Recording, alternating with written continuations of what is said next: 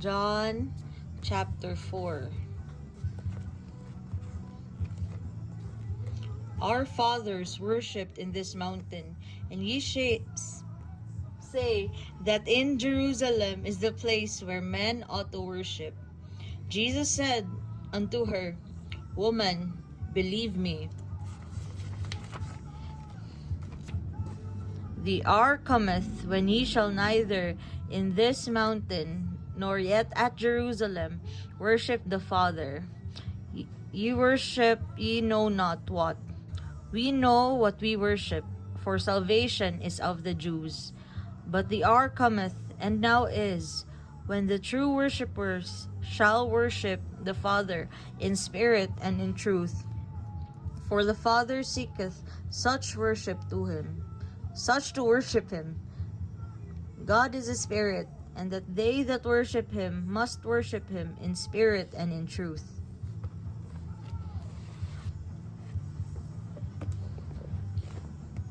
Matthew chapter 16.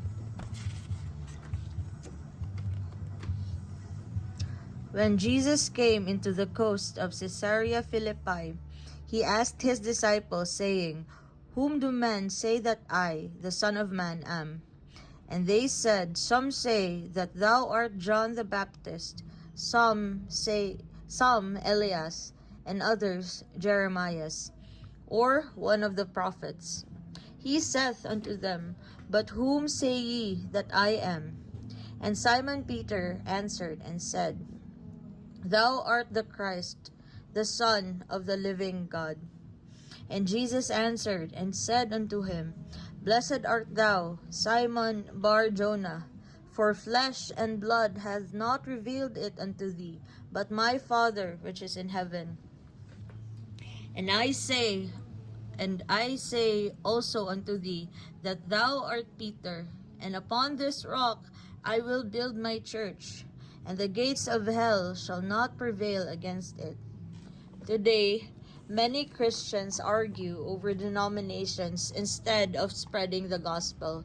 We debate structures, traditions, authority lines, worship styles, and labels as though Jesus came to establish a brand, a competition, or a religious franchise. We ask, which church is the true church? As if the kingdom of God were divided by signage. But if Jesus wanted religion in the institutional sense, he already had one. In his time, there was a temple, a priesthood, sacrifices, rituals, and centuries of established tradition. There was structure, hierarchy, and recognized authority. Yet, he did not preserve that system. He fulfilled it and then transformed it. When the Samaritan woman asked him in John 4 whether worship should take place on Mount Gerizim or in Jerusalem, she was asking the denominational question of her day. Which mountain is correct? Which tradition is right? Jesus answered by shifting the entire framework. The hour was coming when worship would be neither on that mountain nor in Jerusalem, but in spirit and in truth. God is spirit, and those who worship him must worship in spirit and in truth. He did not abolish worship. He removed its confinement. He moved the focus from geography to regeneration, from location to transformation, from structure to spirit. Then in Matthew 16, when Peter confessed, Thou art Christ, the Son of the living God, Jesus said that this revelation did not come from flesh and blood, but from the Father. Upon this rock he would build his church. The emphasis was not institutional dominance, but divine revelation.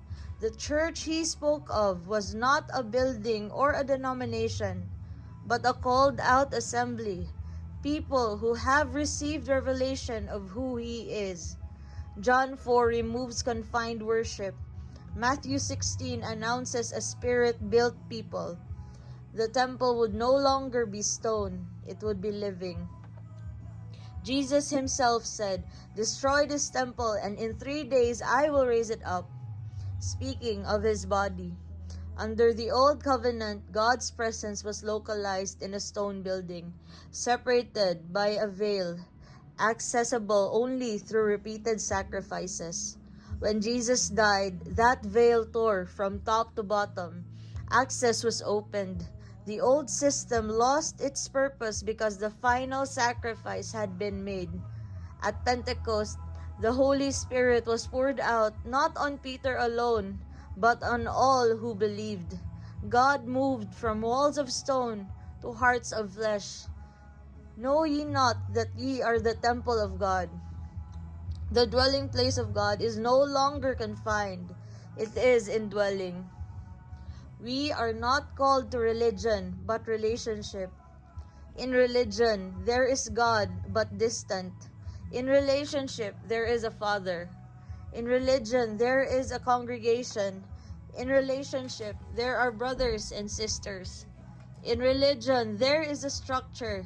In relationship, there is love. In religion, people move. In relationship, the Spirit moves. Religion can organize behavior, but only relationship transforms the heart. Yet, relationship does not mean lawlessness or the abandonment of truth. Jesus said, "If you love me, keep my commandments." Love produces obedience. Truth anchors it. The Spirit animates it. Without the Spirit, truth is not understood. Without the Spirit, wisdom is not obtained. Without the Spirit, God will not truly be known. Knowledge alone can produce pride. Revelation produces humility. Paul wrote that knowledge puffs up, but love builds up. The Father reveals the Son. The Spirit grants understanding. The heart is made new. This is why God promised through Ezekiel to give a new heart and put His Spirit within His people. Not a better building, but a new heart. Abraham was declared righteous by faith long before there was a temple, before there was a priesthood, before there were denominational debates. He believed in God, and it was counted unto him as righteousness. Through that righteousness, believers are reconciled to God, and God dwells in them. No veil, no repeated sacrifices, no confined holy chamber, but living stones built into a spiritual house. When the Corinthians began dividing themselves under different leaders, Paul asked, "Is Christ divided?" That question still confronts us. When we elevate our camp above Christ Himself, we rebuild what He tore down. When we defend structure more than we proclaim the gospel, we lose the mission. The church is not built through rivalry, but through revelation, through the Spirit, and through love. The commandments summarize it. Love the Lord your God with all your heart, and love one another as Christ has loved you. By this all men shall know that we are His disciples, not by our labels, but by our love. The church is built through God's love, poured into the hearts by the Holy Spirit. Eternal life is not a membership in a system. Jesus defined it plainly. This is eternal life, that they may know Thee, the only true God, and Jesus Christ, whom Thou hast sent. Not merely to attend, not merely to affiliate, not merely to argue, but to know. In religion, God is studied. In relationship, the Father is known. So before we argue over which church is true, we must ask something far more uncomfortable. Has the Father revealed the Son to me? Is the Spirit dwelling in me? Is love flowing from me? Because if I defend a system but do not love like Christ, I am religious. If I speak truth but lack the Spirit, I do not truly understand it.